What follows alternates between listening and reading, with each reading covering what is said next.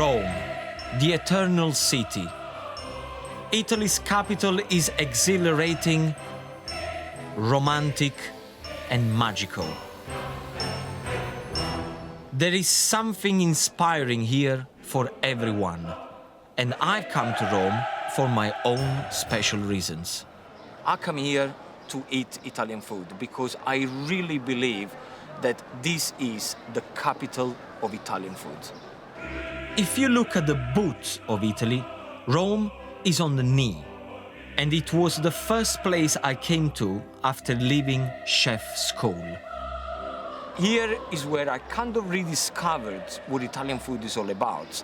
Because, you know, from school, from the catering college, you only get just a little bit of what it's going to be like cooking Italian food. But then when you come to Rome, you understand why Italian food is so beautiful. It's so colorful, it's so rich with flavor, but yet very simple to prepare. Italy's capital has always been home to the rich and powerful. And where you find power, you find the best food. Rome's elite ensured that meat of the highest quality was always on their menu. And for a chef like me, the best place to get that true flavor of the city today is in a specialist Roman deli. Italians with a taste for fine food will always choose to come to a deli over a supermarket. The way they organize the deli is second to none. The variety of the food, the color, the way they display the food, and also the way they interact with customers. You know, they give it to you, they explain it to you, they feed you when you go there, and this is what is inspirational about it. I've decided to cook a typical Roman recipe, pasta carbonara. So I've come to the city's old meat-packing district to find my main ingredient, pancetta, air-dried belly of pork. Claudio Volpetti has been running one of the best delis in the capital for over 40 years, and I'm sure he'll stock the pancetta I need. Buongiorno, buongiorno, buongiorno. Come va? Tutto a posto? Tutto bene? Che si dice? How are you? Fantastico. How are you? Fantastico. Yeah. Can I have some pancetta, please? Because I'm doing a carbonara. Guanciale. Guanciale? No pancetta. For make a pasta is guanciale. Guanciale is a big part. Pork. The chip Pork. Oh, of yeah. the pork. Oh yeah, oh yeah. Okay. Yeah, yeah. Show you? Yes, please. Oh, yeah? Yes, Thank please. He just told me off because I asked for pancetta for my carbonara, and pancetta comes from the belly of the pork. And he said, no, no, no, no. The best part of the pork to make carbonara is the cheek. I didn't know that. See, that's the beautiful thing about Italian, that you always learn something new, and I like it. Eccolo qua. Guanciale is a no sec, no dry. Not dry. No, okay. no, no, no. I see. This is very guanciale. Can I taste a little bit? Oh yeah, yeah, yeah. It's nice for make all pasta, for special pasta Carbonara, carbonara. But it's nice for eating. Just to eat it Oh like yeah, that. yeah, because it's no salami. Sweet. Oh yeah, oh yeah, yeah. It's very, very sweet. Oh yeah, now we'll try it. Oh yeah. Let me see.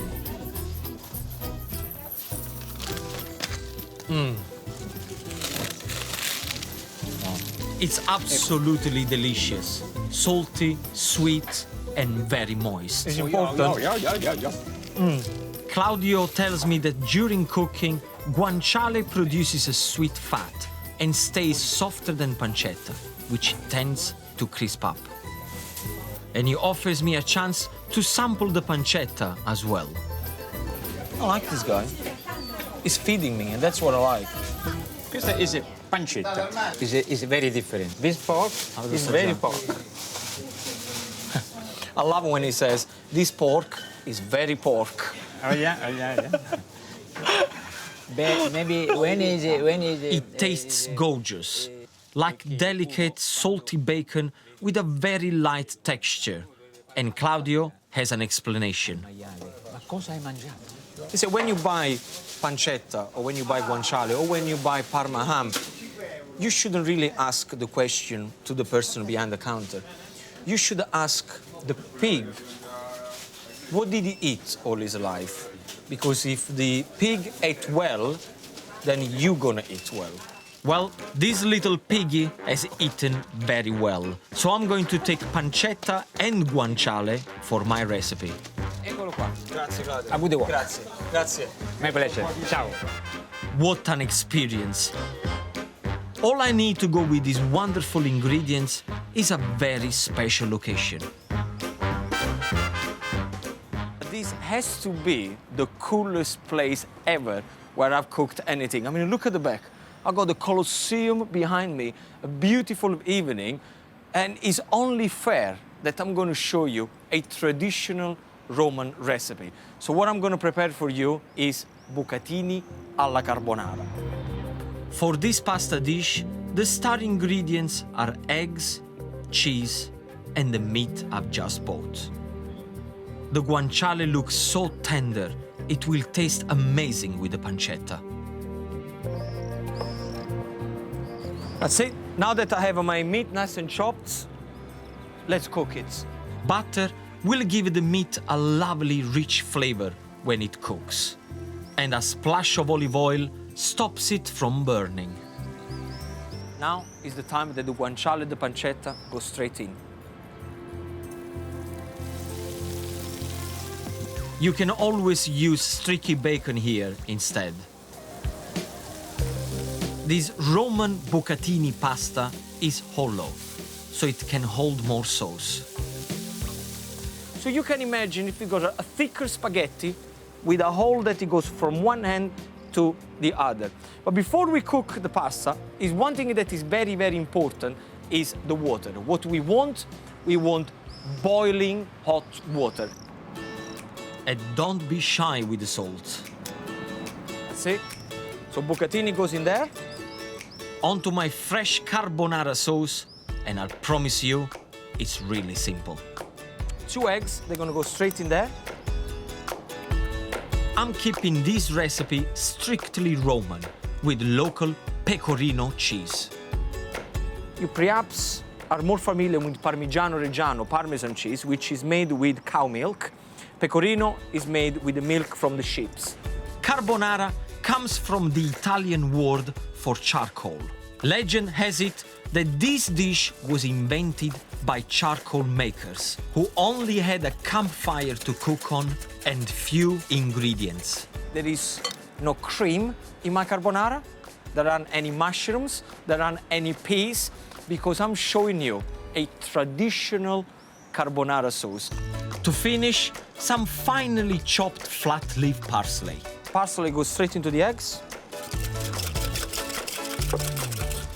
See, this is the beautiful thing about Italian food. You can get 2-3 ingredients, put them together, good quality ingredients, and you're just gonna create a masterpiece. So we go, our pasta ready, nice and al dente, the pancetta and the guanciale hot, and our eggs mixture. Now is the time where you have to be very quick and mix everything together. So get your pasta, like that. With still water coming down, it goes straight into the pancetta. Can you see that sizzling there? I need a little bit of the heat from the pancetta and the oil to completely cook my eggs. So mix everything together. Take the pan away from the heat when you add the eggs in there. Mix everything together for about 10 seconds, very, very quickly. The heat from the oil is going to make sure that the eggs, they're going to be cooked. Serve it straight away, straight into your serving plate. Fantastico. And there you have it. Colosseum in the back, bucatini alla carbonara on my plate. Right now, I'm the happiest man alive. And I'm about to get even happier.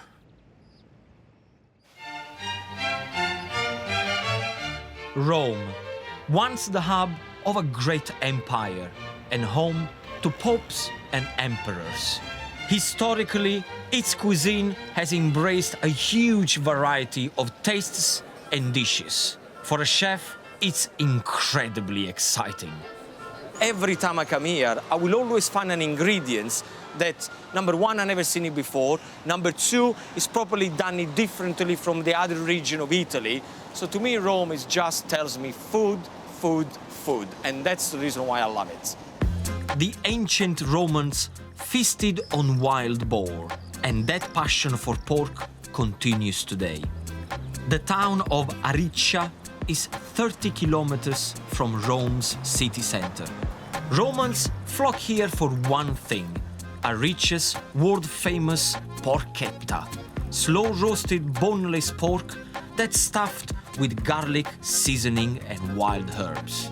And it's on every restaurant menu in this tiny town. Alberto Cavallari has been serving up the town's legendary dish for 50 years. Albe, Ciao Gino, come va? bene, grazie. Tutto a posto? Tutto a posto, benissimo. Look at my porchetta there. It's fantastic. Fantastic. Wonderful, yeah. And let's hope that the vegetarian fashion doesn't pick up here in Ariccia, because otherwise... We don't know vegetarian humans. no vegetarians here in Ariccia. Ariccia. Why is it so special around here? Because we put in the porchetta some ingredients that are unique, like rosmarino. So rosemary is the main herb. In the country, in the south of Rome, it's So typically... so you use typical ingredients Yeah. from Rome. Yeah. Enough for the talking. All I can think about is eating this mouth-watering pork. I love the sound of the crackling porchetta. Oh yeah. I'm going in. I can't wait anymore. Tu stai mangiando? I can't wait. I can assure you, this porchetta tastes even better than it looks. This is the best roast dinner I ever had. The meat is nice and moist. The rosemary, the garlic, the salt and the pepper is coming through amazingly. I'm so impressed. I can love see why the Romans come up here. Oh. Very clever people. Bravo, Alberto. For the full porchetta experience, the succulent meat must be eaten in rustic Italian bread. Grazie Ciao. a te. Ciao. Ciao, ciao, ciao. Stai bene. Grazie.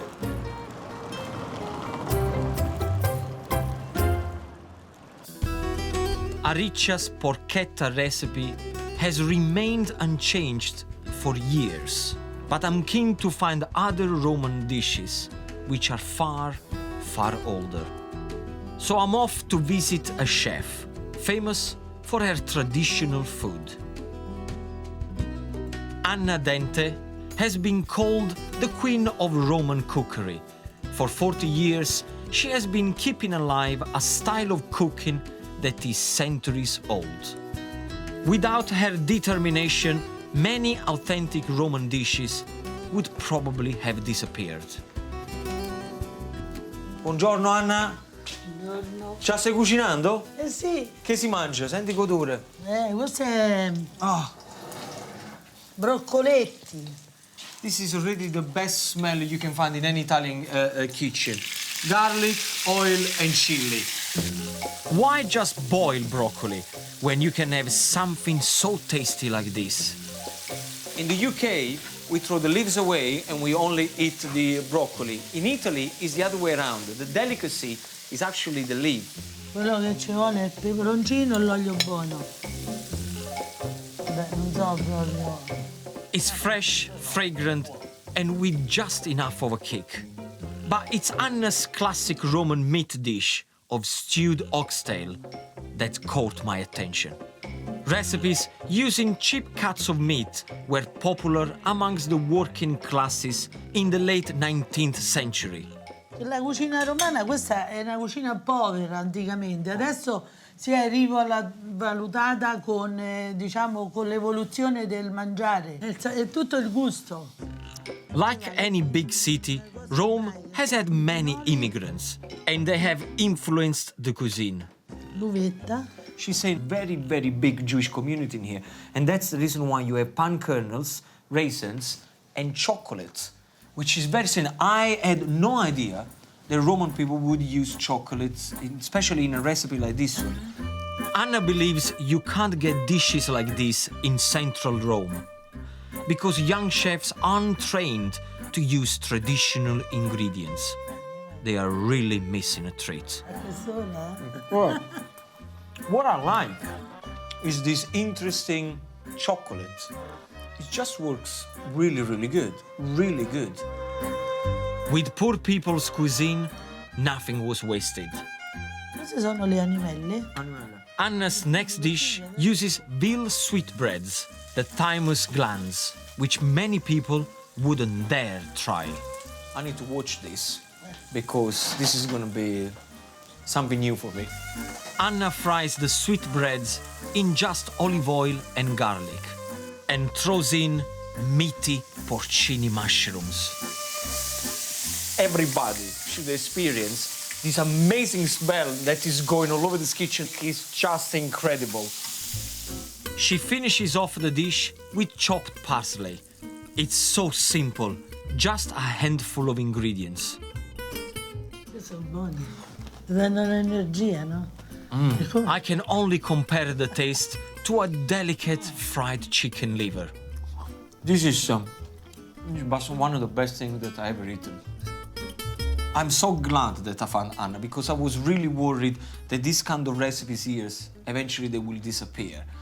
But now that I found Anna, I know for a fact that they will be here for many years to come. It's magnificent.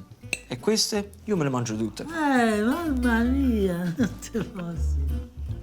I am completely blown away by Anna's simple food, so I've decided to create my own Roman dish.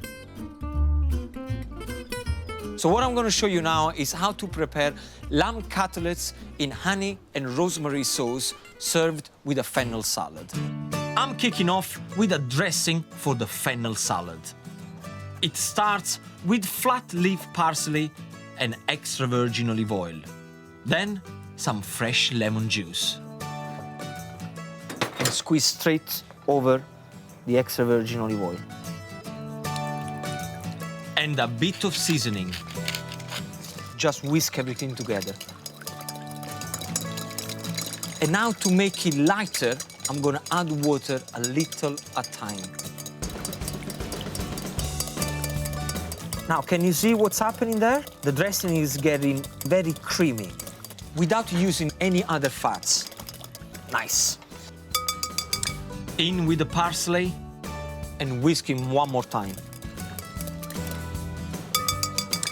I adore that aniseed taste of fennel. I'm not using the outer leaves or the hard hearts. A lot of people throw it away. I like it. Slicing the fennel thinly keeps the salad crispy and light. Make sure that the dressing coats the fennel all over. Before I fry the tender lamb cutlets, I'm going to use the Romans' favorite herb, rosemary. Strip the leaves from the stalk and go straight into the oil. The flavor of the rosemary is releasing into the oil. This is going to give a fantastic flavor to my lamb. I'm allowing the cutlets just enough time to brown and no more. Crispy outside, nice and tender inside. Now what you have to do is very important whenever you cook meats that you rest the meat before you serve it. All the lamb needs now is a delicious sauce. I'm going to use a very Roman ingredient, which is honey. Romans absolutely love honey, and I'm going to use that as the prime sauce for my lamb. Just make sure that you mix everything together, because what's going to happen is going to get all beautiful and caramelized. And of course, if you don't want to use lamb, this honey and rosemary sauce will work absolutely fantastic with pork, beef, and believe it or not, grilled vegetable. Mwah. Fantastico! Everything's ready to serve. The fennel salad goes on first, and I hold it all together with that other Roman favorite, sliced pancetta. Next, The lamb cutlets. I make a little wigwam with them. And the last thing we need to do is to drizzle my honey and rosemary sauce on top of the lamb.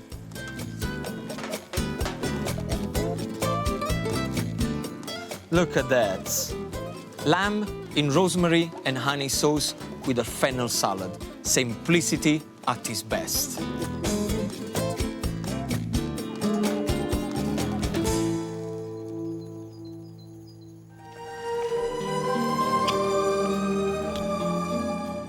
It's time to say arrivederci Roma. Goodbye to Rome. But I'm sure I will always find inspiration in the food and the people of this beautiful city.